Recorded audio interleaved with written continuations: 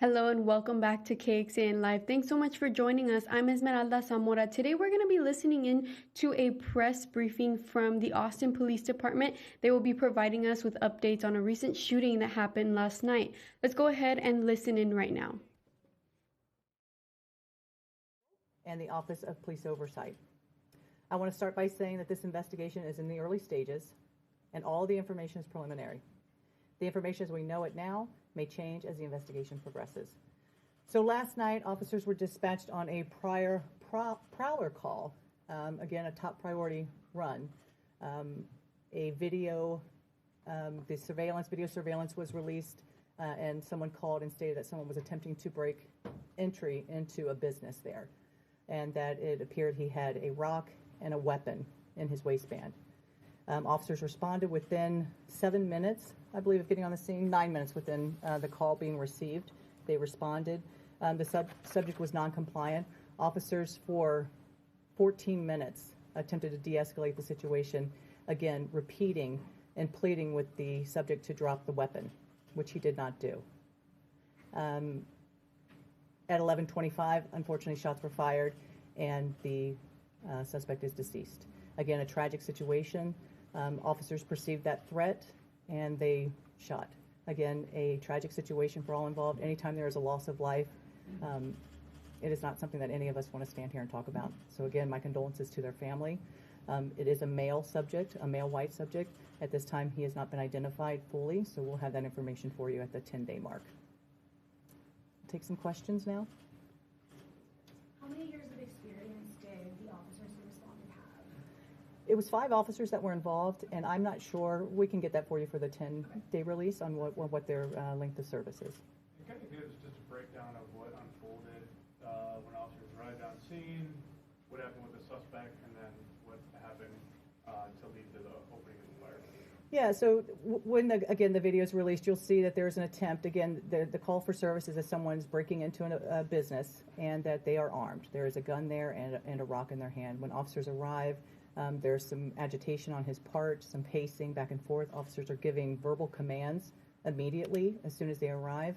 Again, once that first officer responds, it's only a matter of within seconds to minutes where there's multiple officers on scene, and all of them do a great job of taking cover and giving verbal commands, again, to the individual to drop the gun. Please just drop the gun. Show us your hands. This doesn't have to be this way. Again, these multiple commands trying to connect with him to drop this weapon.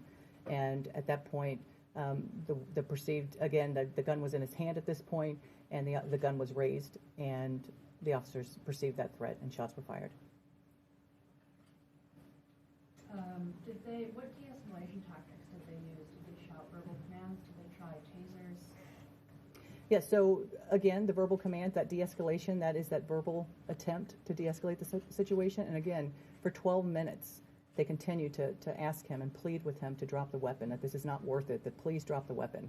And that's a de-escalation attempt. In addition to the 5 shots fired, there was a pepper ball that was fired, less lethal. One officer did fire the pepper ball. But again, from the beginning of the incident, that de-escalation was started upon the arrival of the officers. Over here to the left in the picture. Has there been a history of other problems or crimes in that area?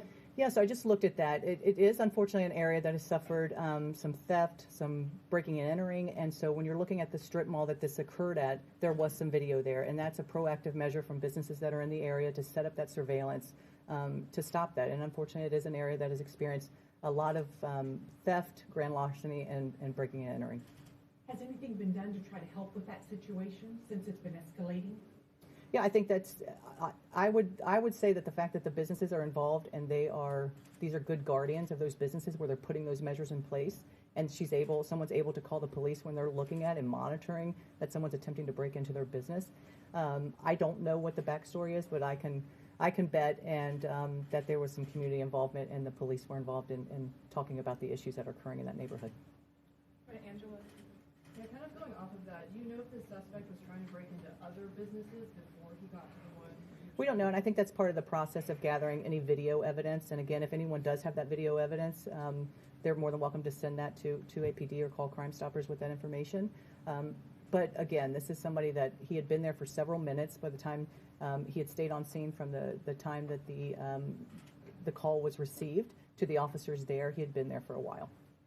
We'll go to the back and Adriana. And you said the suspect raised his weapon. Did he point it at officers? And then when officers opened fire, was it one officer or multiple officers that fired? Yeah, so there were 5 officers that fired. And so when you're looking at a scene like that, a gun is raised, all of those officers have different perspectives of what that threat is. And so all officers fired. Or at least 5 of the officers. When it comes to the process of coming to address these situations publicly, is this kind of a format that you're anticipating on continuing for future critical incidents where you come and, hold a press conference like this the following day? Yeah, I think it's important. And again, I'm working with Anna and her fantastic team here at Austin. I mean, they do a phenomenal job, and I feel so fortunate to have them. It's about what's going to work best for us and a comfort level that I have. I'm used to doing this, and it's the comfort level that I have. So it's just kind of meeting with the team and kind of figuring out what's going to work best. Last question over here. You said 5 officers fired. How many officers were there, and then 5 of those fired? Right, I'm not sure of the exact number, but that will be released at the day 10. But at that point, when you're looking at the cars that were surrounding, they did, again, a great job of getting cover for themselves. It's the person that's armed. He's obviously agitated, and they did a fantastic job of, protecting themselves, and unfortunately having to make that decision. And clarify on the weapon. What was his weapon? It was a gun. Yes, but I mean, what type of gun? At this point, I believe it was a revolver. But again, you're talking about, let's say, Lee, about 25 to 50. How far do you think from the time the officers stopped? Again, great tactics on their part. I would say 20 to 25 feet the officers were aware. But again, they're all they know is this was a gun. This was a gun in his hand and a rock. Chief Davis, thank you. Thank you so much, guys. Thanks, guys. Thanks.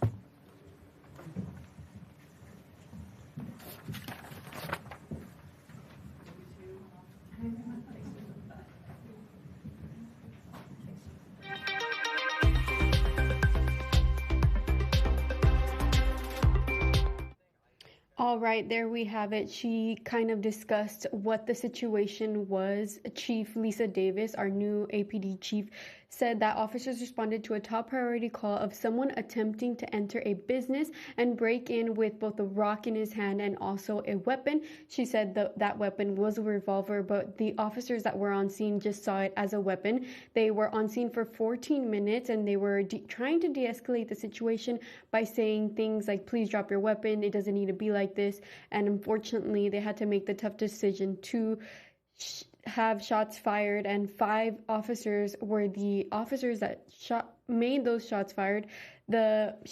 Chief Officer Davis says, my condolences to their family. He has not been identified fully, and we will have more information on that 10-day mark. Therefore, we will have more information on the entire investigation on that 10-day mark, and we will be sharing those with you both on air and online. You can catch more details from either this presser or the situation that happened yesterday on our website, kxan.com. We have a full article with all the details in there. Thanks so much for joining us. I'm Esmeralda Zamora, and this was KXAN Live.